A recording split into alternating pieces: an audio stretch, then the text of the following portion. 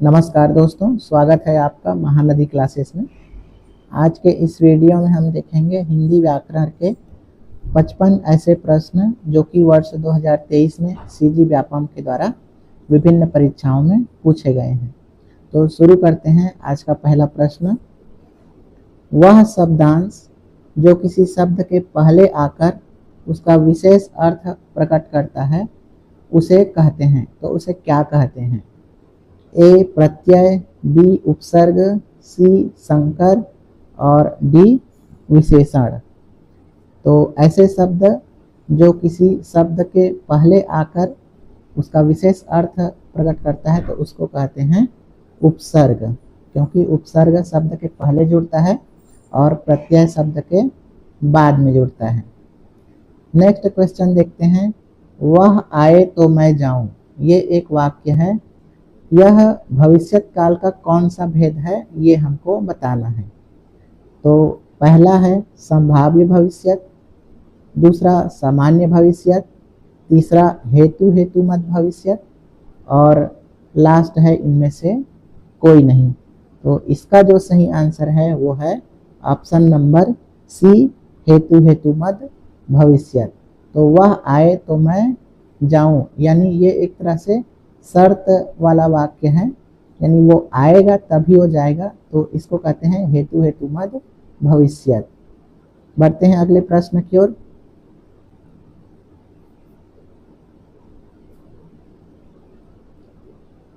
आंखों के सामने के लिए एक शब्द प्रयुक्त कर सकते हैं।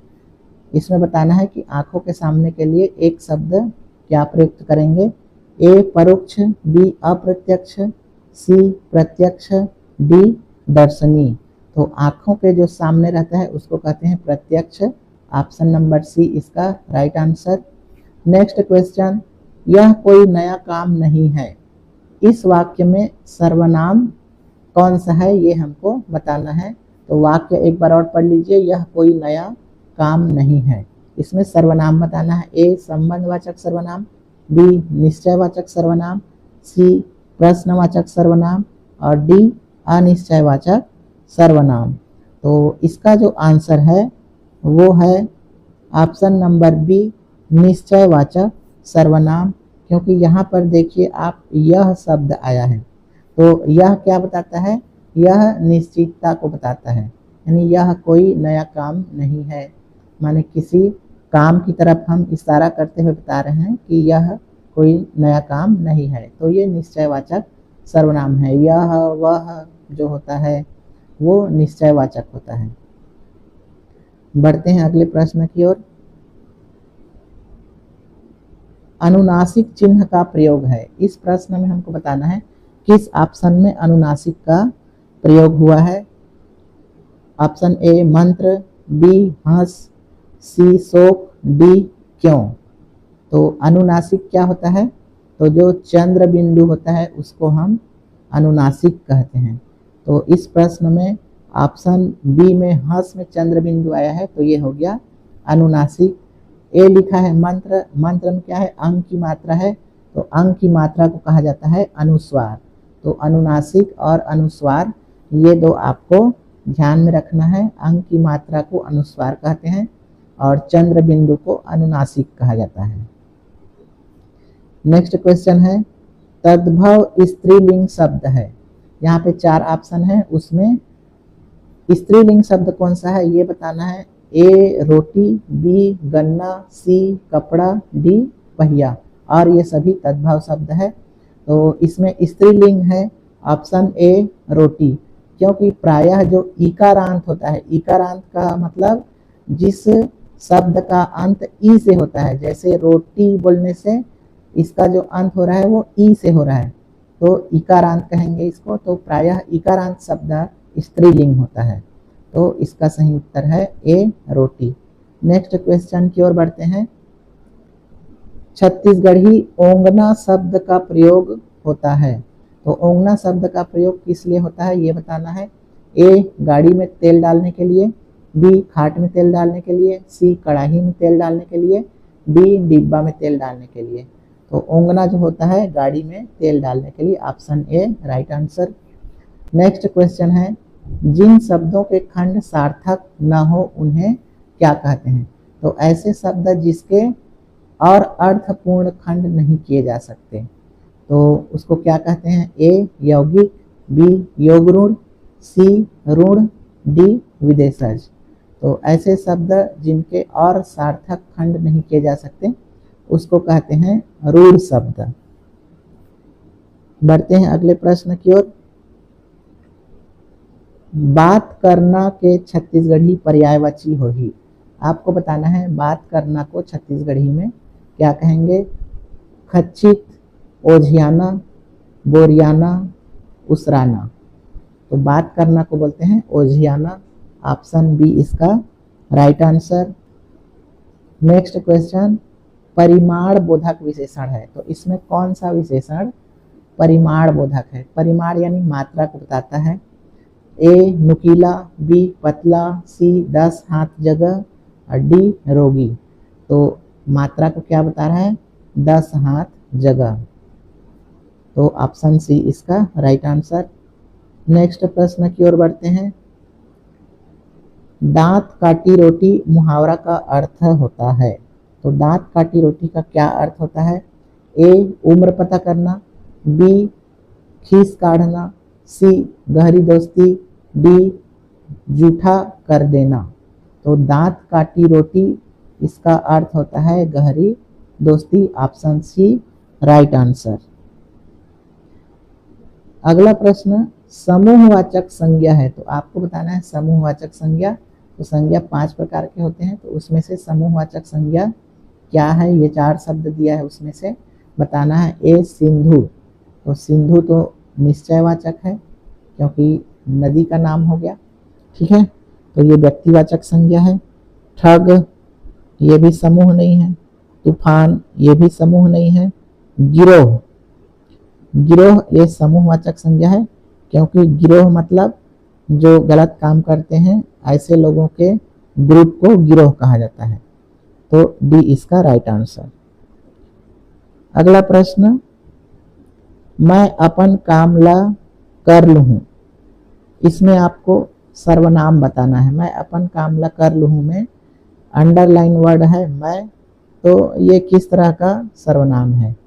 निश्चयवाचक, निजवाचक, पुरुषवाचक या संबंधवाचक।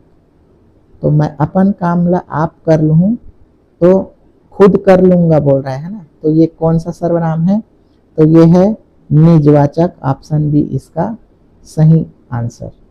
तो जहाँ पर स्वयं, आप, खुद इस तरह के जो शब्द आए तो ऐसा सर्वनाम क्या कहलाता है? निजवाचक सर्वनाम। नेक्स्ट प्रश्न, प्रत्यक्ष का विलोमार्थी है तो प्रत्यक्ष का विलोमार्थी क्या है? इसका हो जाएगा परोक्ष। ऑप्शन ए ही इसका राइट आंसर। बढ़ते हैं अगले प्रश्न की ओर।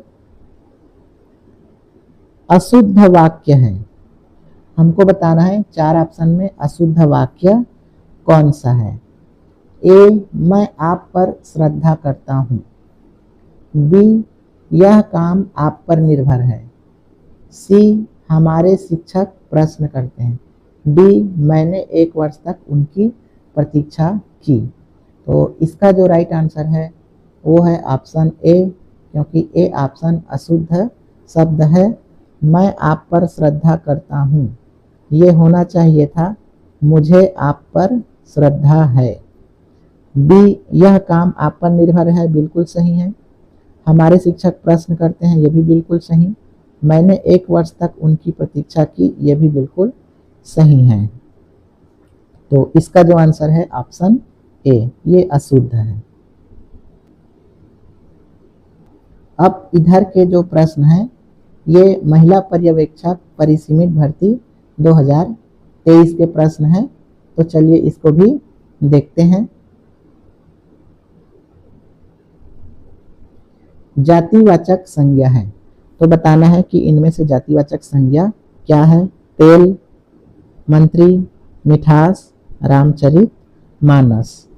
तो इसमें जो जातिवाचक संज्ञा है वो है ऑप्शन बी मंत्री, क्योंकि मंत्री कहने से कोई एक मंत्री बोध नहीं होता है बल्कि जितने भी मंत्री है वो पूरी मंत्री जाति उस शब्द में आ जा रही है। अगला प्रश्न है, छत्तीसगढ़ी में उभयलिंगी संज्ञा रूप है। तो हमको बताना है कि इन ऑप्शन में उभयलिंगी संज्ञा कौन सा है, यानी वह ऐसा शब्द कौन सा है जिससे स्त्री और पुरुष दोनों के लिए प्रयोग करते हैं। तो सोना, चांदी, संगवारी और चना। तो ये जो संगवारी शब्द है ये स्त्री और पुरुष दोनों के लिए प्रयोग होता है, यानी महिला मित्र है तो भी उसको छत्तीसगढ़ी में संगवारी कहते हैं, पुरुष मित्र है तो भी उसको संगवारी ही कहते हैं। तो ऑप्शन सी इसका राइट आंसर। अगला प्रश्न, मुकदमा दायर करने वाले को क्या कहते हैं? वादी, प्रतिवादी, शोषित, पतित। तो मुकदमा दायर करने वाले को कहा जाता है वादी। ऑप्शन ए इसका राइट आंसर। नेक्स्ट क्वेश्चन है, दर सिखा छत्तीसगढ़ी शब्द के हिंदी अर्थ हुई, यानी दर सिखा शब्द है इसको हिंदी में क्या कहते हैं? थोड़ा थोड़ा सीखा हुआ, पूर्ण शिक्षित, उस समय सीखा हुआ या अभी अभी सीखा हुआ।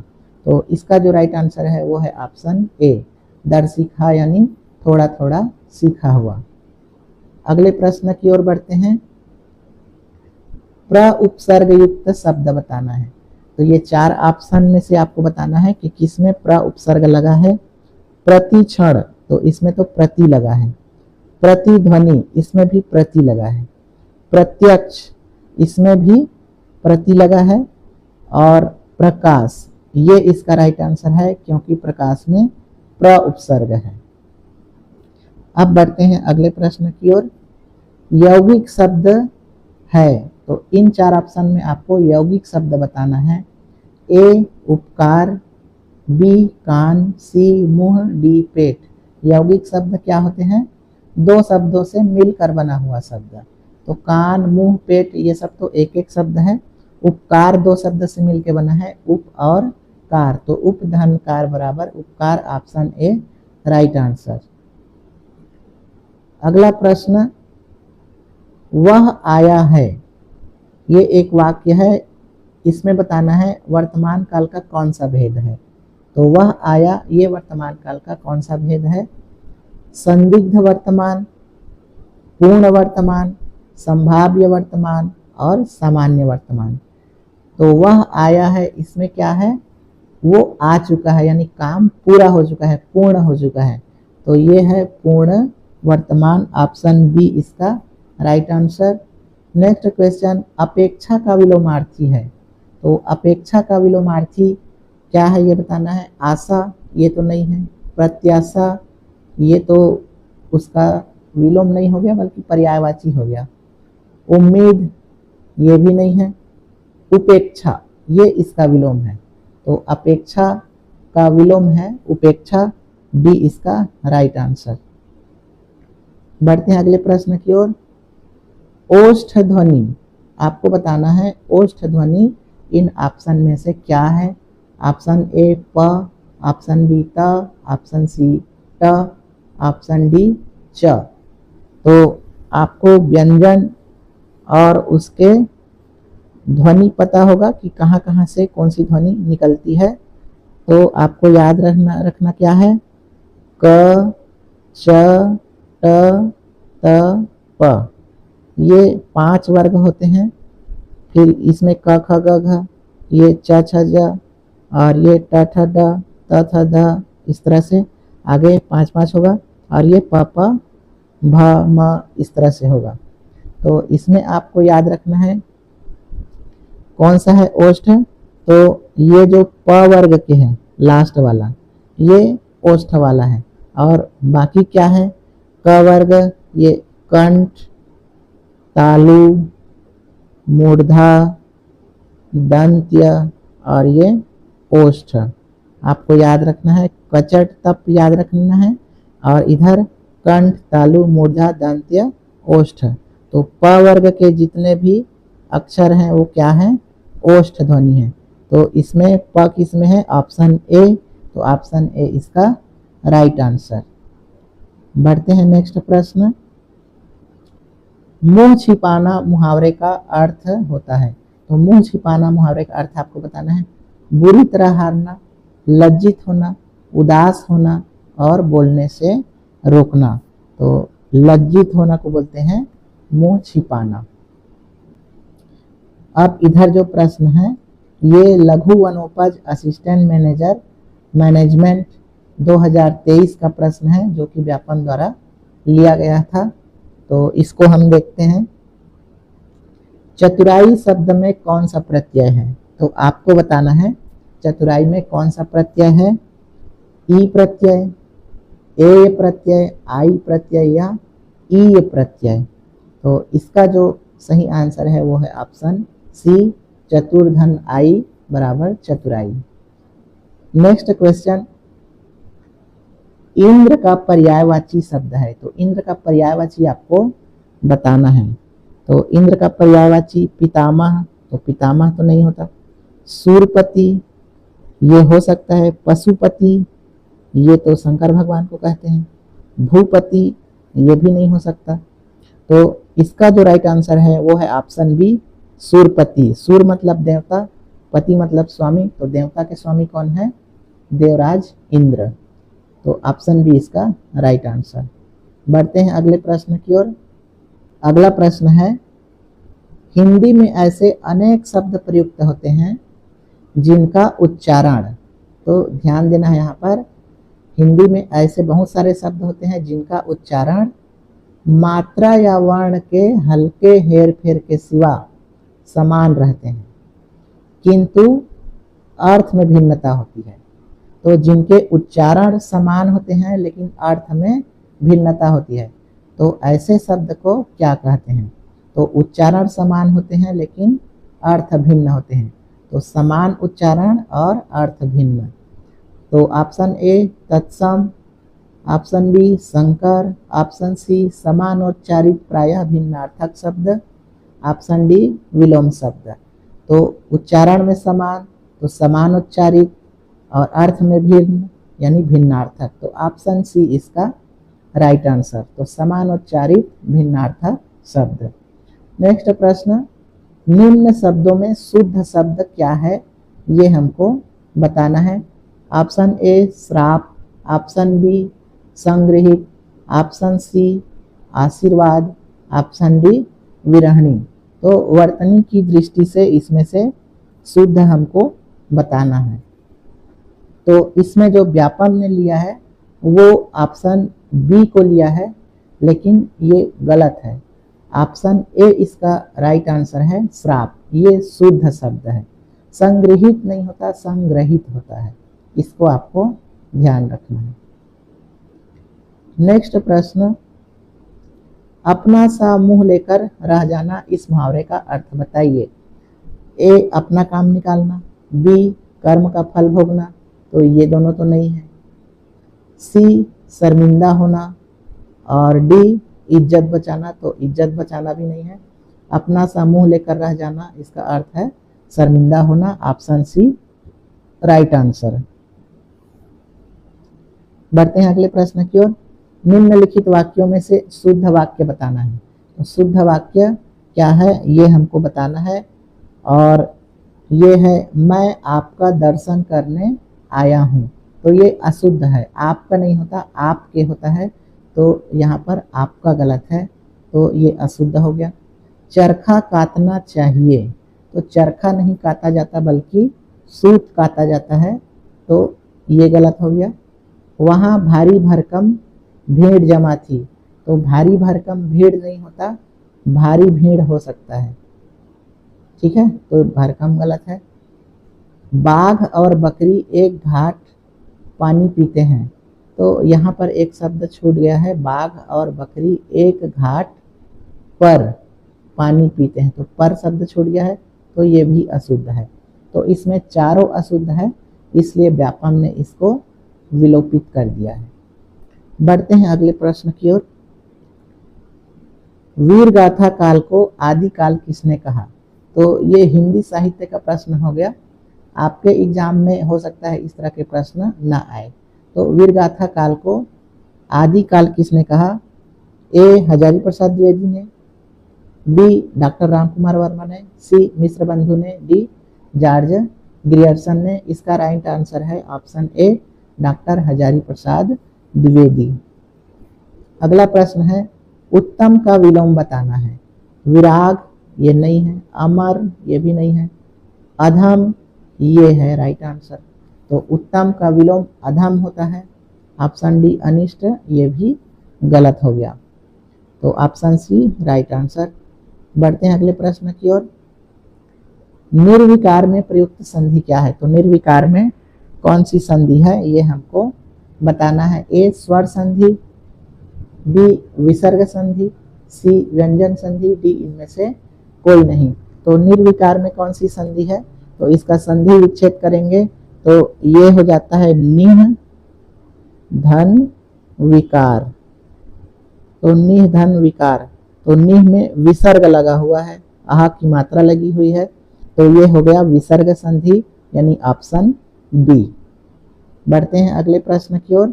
अगला प्रश्न है नीलोत्पल में कौन सा समास है? तो हमको बताना है नीलोत्पल इसमें कौन सा समास है। ए तत्पुरुष, बी अव्ययी भाव, सी कर्मधारय और डी बहुब्रीहि। तो नीलोत्पल इसका मतलब है नीलकमल। तो नीलोत्पल तो नीला और उत्पल, ठीक है। तो कमल कैसा है? नीला है। तो कमल की विशेषता क्या है? नीला। तो जिस समास में विशेषण विशेष्य होता है उस समास को कहते हैं कर्मधारय समास। तो ऑप्शन सी इसका राइट आंसर है कर्मधारय, क्योंकि इसमें विशेषण विशेष्य है। नीला क्या हो गया? विशेषण हो गया और उत्पल हो गया विशेष्य। तो कैसा है कमल? तो नीला है कमल। तो ऑप्शन सी राइट आंसर। अगला प्रश्न है प्रस्थान शब्द में कौन सा उपसर्ग लगा है? तो हमको बताना है प्रस्थान में कौन सा उपसर्ग लगा है। ए प्रति, तो प्रति तो नहीं है। बी प्र, तो ये हो सकता है। सी परी, परी भी नहीं है।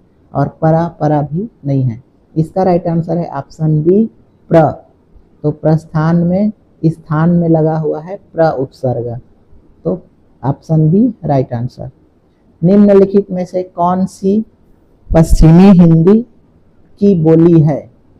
तो आपको बताना है पश्चिमी हिंदी की बोली कौन सी है।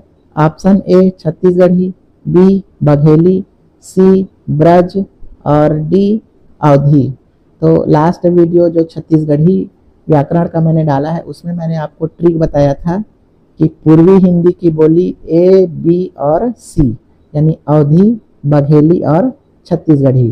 तो ये ऑप्शन डी अवधी हो गया, ऑप्शन बी बघेली हो गया, ऑप्शन सी छत्तीसगढ़ी।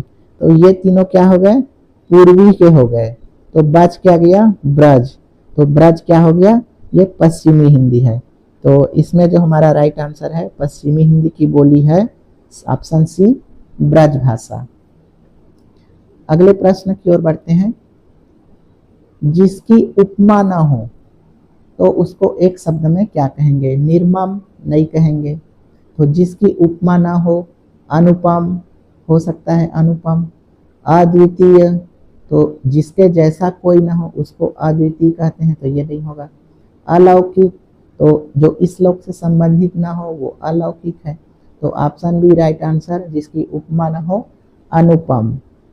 नेक्स्ट प्रश्न, न रहेगा बांस न बजेगी बांसुरी, इस लोकोक्ति का अर्थ क्या है ये आपको बताना है। ऑप्शन ए काम करने पर उतारू होना, तो ये तो नहीं है। ऑप्शन बी जब बात कुछ की कुछ समझ जाए, ये भी नहीं है। ऑप्शन सी न कारण होगा न कार्य होगा, तो ये इसका राइट आंसर है। न रहेगा बांस न बजेगी बांसुरी यानी न कारण होगा तो न कार्य होगा। ऑप्शन सी इसका राइट आंसर। अगला प्रश्न है निम्न शब्दों में तत्सम शब्द है, तो तत्सम शब्द कौन सा है ये बताना है। ऑप्शन ए है चंचू। तत्सम का मतलब क्या होता है? तत्सम मतलब संस्कृत के शब्द। ऑप्शन ए चंचू, ऑप्शन बी ऊंट, ऑप्शन सी लोटा, ऑप्शन डी घोड़ा। तो ऊंट, लोटा, घोड़ा ये तीनों तद्भव है। तो ऑप्शन ए ये तत्सम शब्द है। अब इधर के जो प्रश्न है ये भी लघु वनोपज सहकारी संघ विभाग के द्वारा लिया गया। असिस्टेंट मैनेजर प्रोक्योरमेंट में पूछा गया। हिंदी का प्रश्न है, तो इसको भी हम देख लेते हैं। जो लोक में संभव न हो, तो जो लोक में संभव ना हो यानी जो इस लोक से परे है, तो उसको क्या कहते हैं? तो ऑप्शन ए लौकिक, तो ये तो इसी लोक से संबंधित है। ऑप्शन बी अलौकिक, ऑप्शन सी अदृश्य, ऑप्शन डी अपारदर्शक। तो अदृश्य अपारदर्शक तो नहीं है, इसका हो जाएगा ऑप्शन बी राइट आंसर, यानी जो इस लोक का ना हो वो अलौकिक है। नेक्स्ट क्वेश्चन, आंख का अंधा नाम का नयन सुख, इसका अर्थ बताना है। ये लोकोक्ति है। तो आंख का अंधा और नाम का नयन सुख यानी गुण के विपरीत होना, तो किस ऑप्शन में है हम देखते हैं। मूर्खों में कुछ पढ़ा लिखा व्यक्ति, तो ये नहीं, इसको बोलते हैं अंधों में काना राजा। ऑप्शन बी गुण के विरुद्ध नाम का होना, ये बिल्कुल सही आंसर है। तो आंख का अंधा नाम का नयन सुख, ये है अपने गुण के विपरीत नाम होना। ऑप्शन सी अपनी बुराई नहीं दिखती, ये भी नहीं। ऑप्शन डी मूर्ख धनवान, ये भी नहीं। बढ़ते हैं अगले प्रश्न की ओर। जितेंद्री में कौन सा समास है? तो हमको बताना है जितेंद्री में कौन सा समास है। तत्पुरुष, अव्ययी भाव, बहुव्रीहि, कर्मधारय। तो इसका जो आंसर है वो जो व्यापम है उसने लिया है ऑप्शन सी, और यही इसका राइट आंसर है।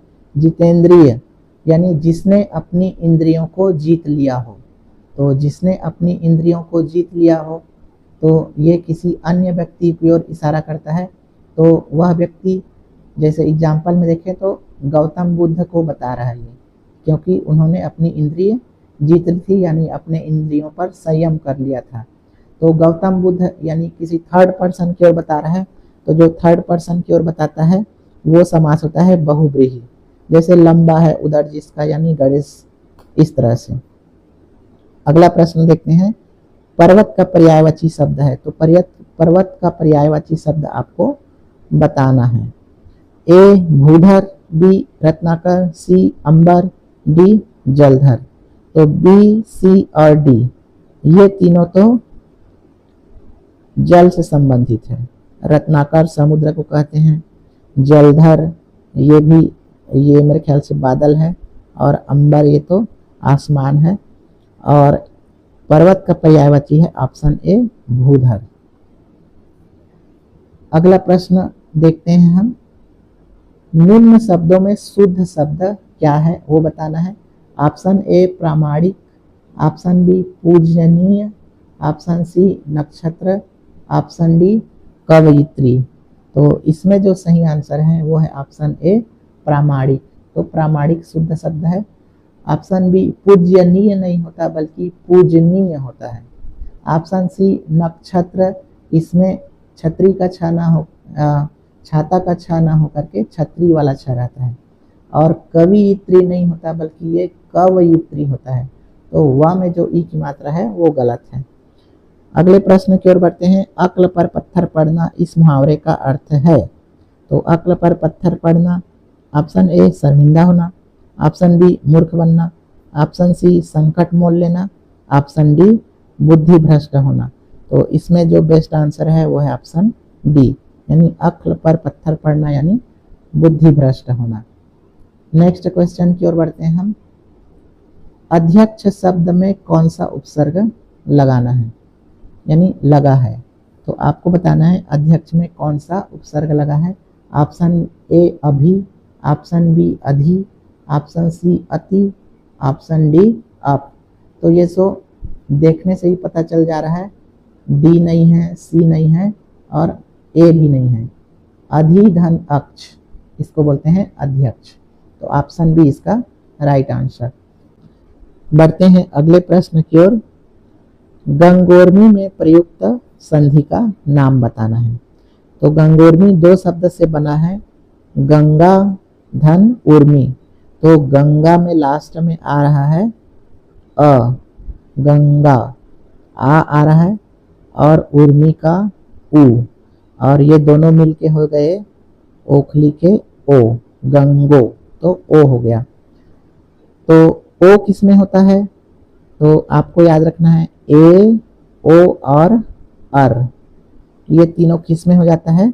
तो ऑप्शन डी गुड़ स्वर संधि। तो दो स्वर मिलके क्या हो जाते हैं? ए, ओ, अर हो जाते हैं।